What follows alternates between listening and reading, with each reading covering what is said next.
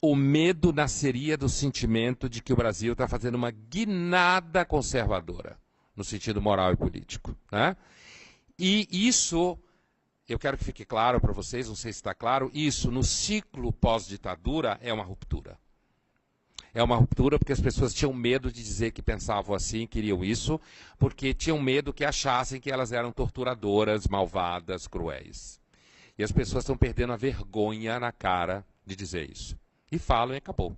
Olha, eu não sou torturador, não sou nada disso, mas eu acho isso. E depois que já foi eleito, fala, votei em fulano. Né? Isso está deixando as pessoas que se acham mais inteligentes em pânico. A universidade está em pânico, a maior parte dos jornalistas está em pânico, achando... É que não pode dizer. Você sabe que intelectual e jornalista não gosta do povo, né? Eu não sei se vocês têm isso claro, mas isso é verdade. Não gosta do povo.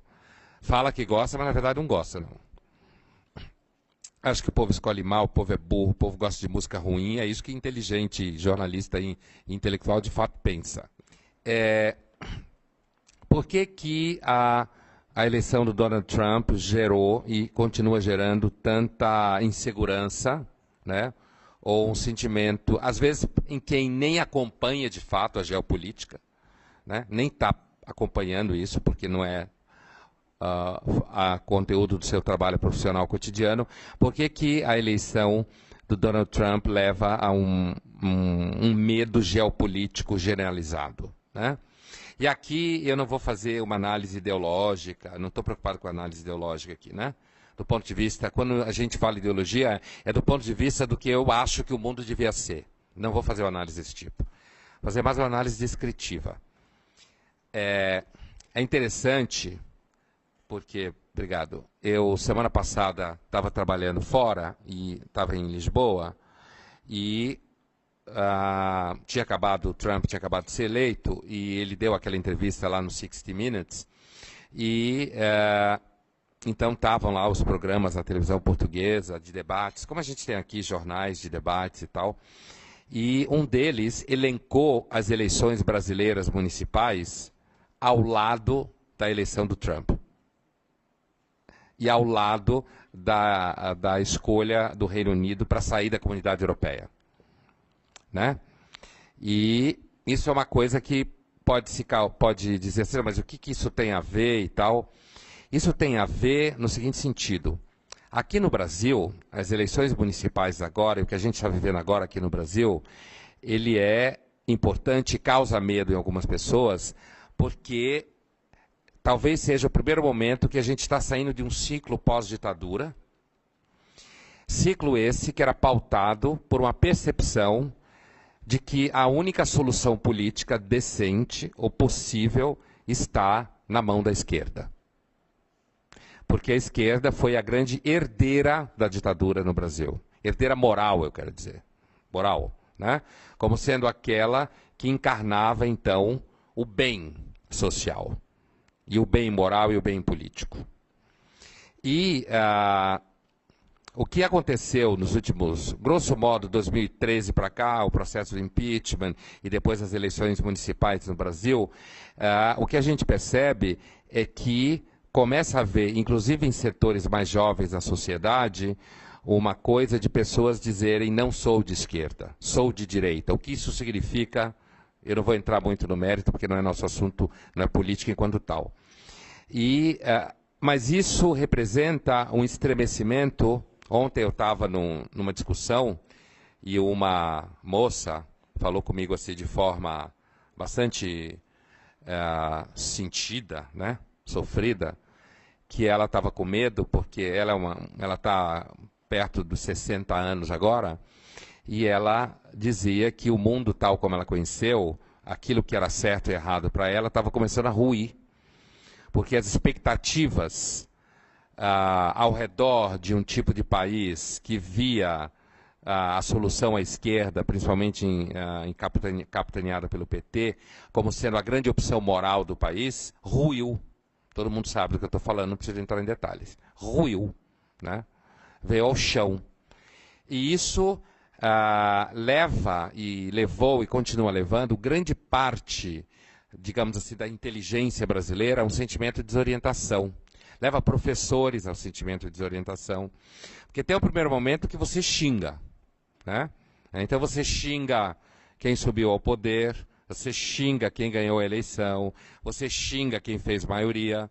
Mas chega um momento que você para de xingar e você começa a perceber que, na realidade, o mundo que você achou que existia não é exatamente daquele jeito, né? Aí você pode entrar numa e dizer, ah, não, então o mundo não é confiável, ninguém presta, aí vem aquela ladainha do sofrimento. Ninguém presta, ninguém é confiável, né? Isso no Brasil, né? Estou falando do Brasil, daqui a pouco eu vou para o mundo. E aí, isso significa que aí vem uma eleição municipal, e essa eleição municipal no Brasil apresenta uma guinada claramente de afastamento daquilo que o mundo ao redor do PT significava. E quando eu estou falando o mundo ao redor do PT, eu não estou entrando no debate político enquanto tal. Eu estou me referindo a uma visão de mundo que existia, certo? E essa visão de mundo acabou, ruiu, né? Aqueles que se pensavam que eram santos, não são, independente da sua opção ideológica. Estou falando fora da opção ideológica.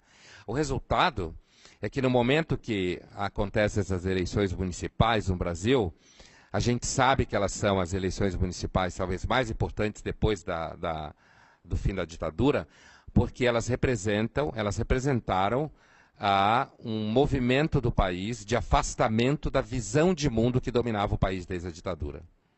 E isso para a inteligência pública é difícil, porque a inteligência pública era orgânica com a esquerda. É difícil para a maior parte dos professores e alunos e estudantes, porque continuam crescendo na expectativa de que esse universo que representava o PT significa o universo do bem. E por isso que os analistas portugueses colocaram isso encostado na Inglaterra e na eleição do Trump. Por quê? Porque é um momento de ruptura. No caso nosso do Brasil aqui, é um momento de ruptura em relação à nossa história dos anos 60 para cá, principalmente, tá?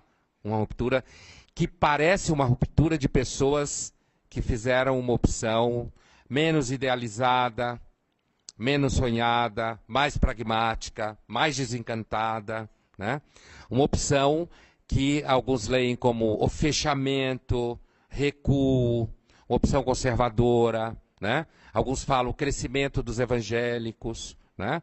Quando as pessoas discutem a eleição municipal do Rio de Janeiro e falam da vitória do Crivella, isso dá medo em muita gente.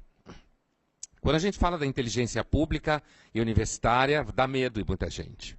E não só nesse universo. E o que vai acontecer, né? Como que o Crivella ganhou? O Crivella ganhou porque o outro candidato achava que o Rio de Janeiro era o centro acadêmico das ciências sociais.